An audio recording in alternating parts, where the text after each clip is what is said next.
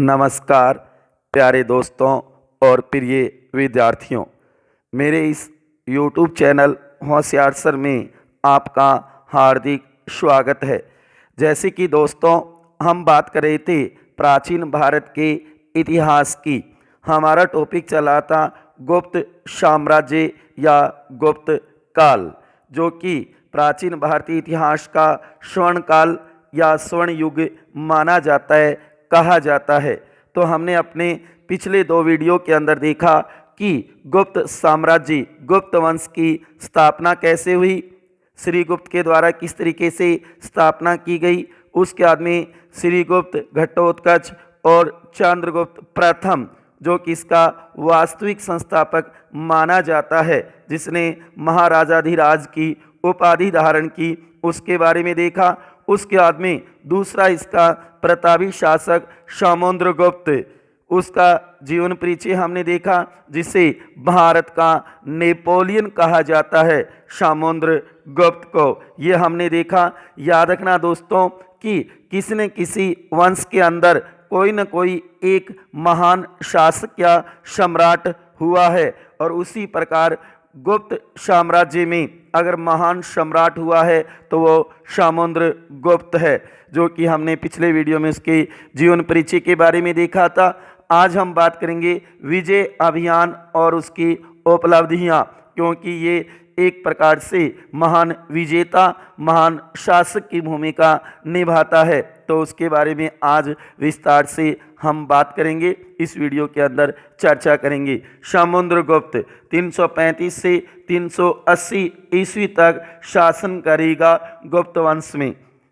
समुद्रगुप्त के सामरिक विजयों का विवरण हरिसेन के प्रयाग प्रस्तुति जो काव्य है, या ये कहो प्रयाग प्रस्तुति जो अभिलेख है, उसके अंदर मिलता है। ये हमने देखा था कि समुद्रगुप्त की जानकारी हमें हरिसेन द्वारा रचित प्रयाग प्रस्तुति जो स्तंभ अभिलेख है, उसके अंदर मिलती है। ये हमने पिछले वीडियो के अंदर विस्तार से चर्चा भी की थी। समुद्रगुप्त ने उत्तर भारत, आर्यावर्त जिसको कहा जाता है, के 9 शासकों को, यहाँ महत्वपूर्ण क्वेश्चन बन सकता है कि उत्तर भारत के कितने राजाओं, कितने शासकों को पराजित किया था। तो याद रखना है 9 शासकों को पराजित किया था। इस नीति को प्रसभोदवरण नीति कहा जाता है। ये भी दोस्तों नोट करना थोड़ा कि जो उत्तर भारत आर्यावर्त के शासकों को पराजित किया था, उस नीति को किस नाम से जाना जाता है या कहा गया है। तो याद रखना प्रसभोदवरण नीति के नाम से कहा गया है। पराजित राजाओं में अच्युत नागसेन तथा गणपति नाग जिसे कोतकुलज भी कहा जाता है, प्रमुख थे ये 3 आर्यावर्त के शासकों में। उसके बाद में समुद्रगुप्त ने दक्षिणापथ के 12 शासकों को, ये संख्या भी याद रखनी है, 12 शासकों को पराजित किया था। इस नीति को ग्रहण मोक्षानुग्रह कहा गया है। ये शब्द भी जरूर ध्यान रखना कि दक्षिणी पथ के 12 शासकों को जब पराजित किया था तो कौन सी नीति कहलाई थी या कौन सी नीति अपनाई थी। तो याद रखना है ग्रहण मोक्षानुग्रह नीति, जिसका अर्थ है शत्रु पर अधिकार।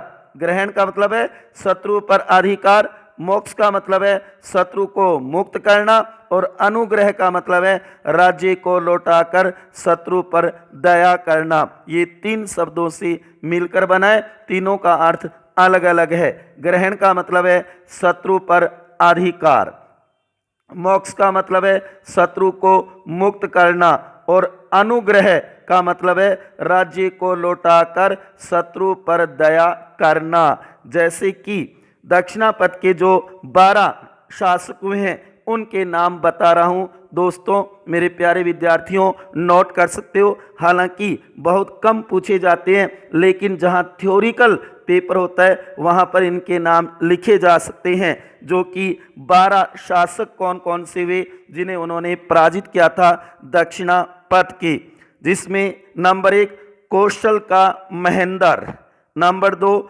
महाक्रांता का व्याघ्रराज, नंबर 3 कोराल का मटराज, नंबर 4 पीटरपुर का महेंद्रगिरी, नंबर 5 कोटर का स्वामी दत्त, नंबर 6 एरंडपल का दमन, नंबर 7 कोची का विष्णु गोप, नंबर 8 अवमुक्त का नीलराज, नंबर 9 वेंगी का हस्तिवर्मन, नंबर 10 पालक का उग्रसेन, नंबर 11 देवराष्ट्र का कुबेर और नंबर 12 कुस्तलपुर का धनजी। ये प्रमुख शासक थे उस समय के जिन्हें पराजित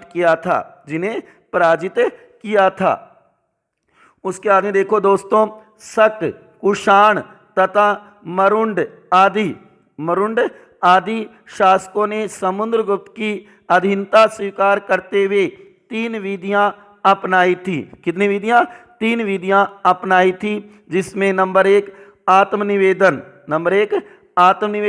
नंबर 2 कन्योपायन और नंबर 3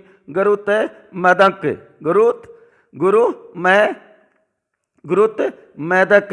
ये 3 नीतियां, 3 विधियां अपनाई थी शक, कुषाण और मुरुंड जो शासक हैं उनके द्वारा अधीनता स्वीकार की गई थी।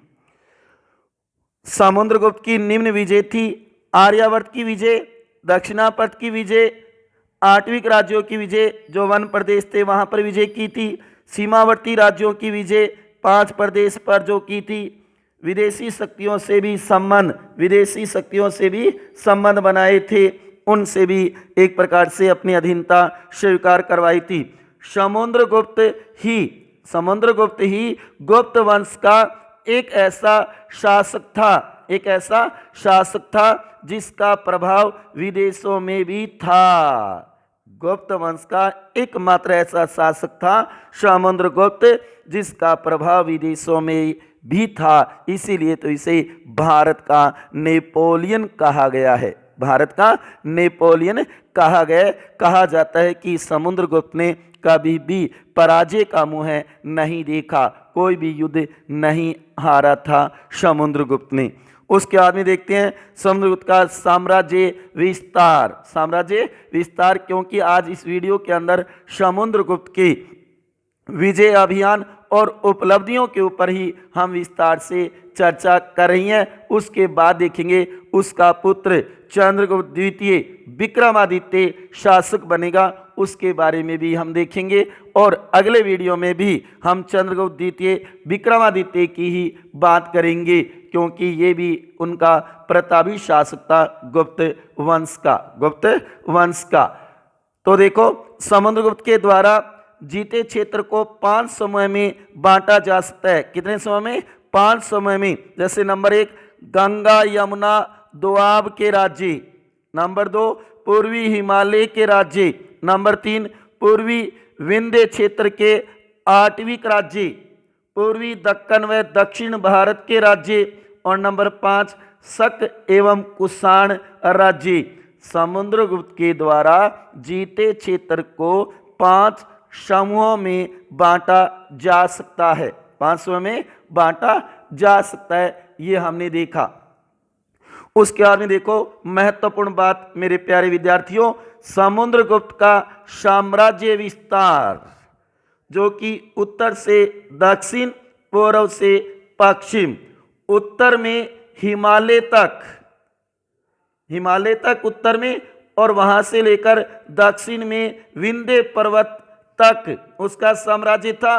पूर्व में बंगाल की खाड़ी से लेकर के पश्चिम में पूर्वी मालवा तक उसका साम्राज्य था। कहने का मतलब लगभग भारत के ऊपर उसने अपना साम्राज्य विस्तार किया था। कहा जाता है कि कश्मीर, पश्चिमी पंजाब, पश्चिमी राजस्थान, सिंध तथा गुजरात को छोड़कर समस्त उत्तर भारत इसमें सम्मिलित थे।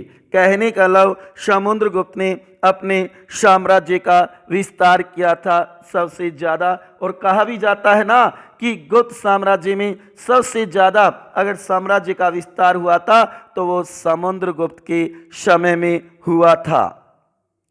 समुद्रगुप्त एक महान विजेता था। इसके साम्राज्य की राजधानी पाटलिपुत्र थी।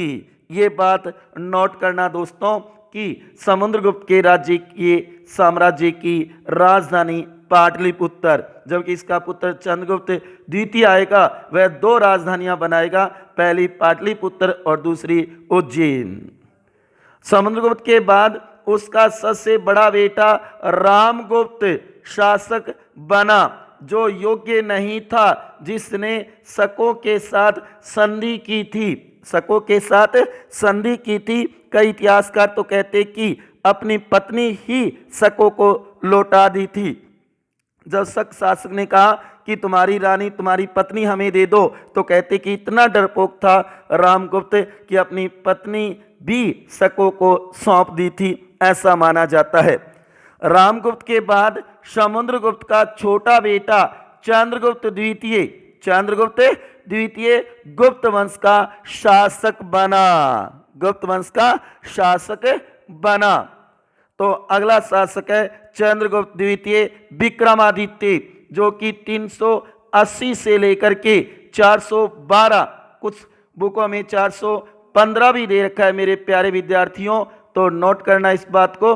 412 ईस्वी तक ये शासन करेगा, गुप्त वंश का शासक होगा। बहुत ही महत्वपूर्ण, क्योंकि गुप्त काल में सबसे ज़्यादा अगर विकास होता है कला, साहित्य, विज्ञान, ज्योतिषी, स्थापत्य, सभी क्षेत्रों में सबसे ज़्यादा अगर विकास हुआ था तो वो चंद्रगुप्त द्वितीय विक्रमादित्य के समय हुआ था। इसी कारण तो गुप्त काल को भारतीय इतिहास का स्वर्ण काल कहा जाता है, क्योंकि इसके दरबार में 9 रत्न भी थे चंद्रगुप्त द्वितीय विक्रमादित्य के दरबार में, जो अपने अपने कलाओं में निपुण थे। चंद्रगुप्त द्वितीय समुद्रगुप्त का पुत्र था, समुद्रगुप्त का ही पुत्र था, लेकिन इससे पहले इसका भाई रामगुप्त बना था, जो योग्य नहीं था, लेकिन बाद में चंद्रगुप्त द्वितीय शासक बनता है। चंद्रगुप्त का नाम देवराज, देवगुप्त, देवश्री भी मिलता है। चंद्रगुप्त के अन्य नाम क्या?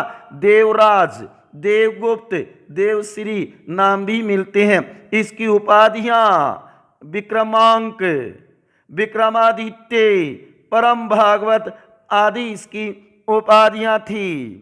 इसके शासनकाल में गुप्त साम्राज्य अपने उत्कृष्ट की चोटी पर पहुंचा। उसने अपने साम्राज्य को विवाह संबंधों और विजयों द्वारा बढ़ाया था। ऐसा माना जाता है कि चंद्रगुप्त द्वितीय ने अपने साम्राज्य का जो विस्तार किया था वो या तो वैवाहिक संबंध बना करके या फिर उन राजाओं पर विजय प्राप्त करके अपने साम्राज्य को बढ़ाया था। जैसे कि उसने अपनी पुत्री प्रभावती का विवाह वाकाटक राजा रुद्रसेन से किया था, और उसके बाद में कहते हैं कि उसकी मृत्यु के बाद उस क्षेत्र को अपने साम्राज्य में मिला लिया था। तो कहने का मतलब है चंद्रगुप्त द्वितीय विक्रमादित्य भी गुप्त वंश का एक प्रतापी शासक था, जो समुद्रगुप्त का ही पुत्र था। तो आज हमने बात की समुद्रगुप्त की विजय अभियान और उपलब्धियां। कौन कौन से क्षेत्र थे? उत्तर भारत के 9 शासकों को पराजित किया, उस नीति को क्या कहा जाता है? दूसरा हमने देखा दक्षिणापथ के 12 शासकों के नाम और उनको पराजित किया, उस नीति को किस नाम से जाना जाता है, ये हमने देखा। क्योंकि ये क्वेश्चन कई बार दोस्तों आ जाते हैं कंपटीशनों में, तो इस पे थोड़ा सा गौर करना। उसके बाद में समुद्रगुप्त का साम्राज्य विस्तार उत्तर से दक्षिण तक कहाँ तक था, पूर्व से पश्चिम तक कहाँ तक था, ये हमने देखा।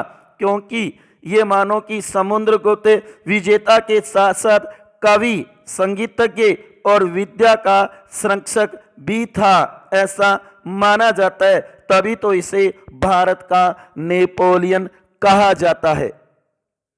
उसके बाद में हमने बात की चंद्रगुप्त द्वितीय विक्रमादित्य की, जो कि 380 से 412 ईस्वी तक शासन करेगा। ये भी एक प्रतापी शासक होगा, जिसके बारे में हम अगले वीडियो में विस्तार से देखेंगे। चंद्रगुप्त द्वितीय विक्रमादित्य के बारे में विस्तार से।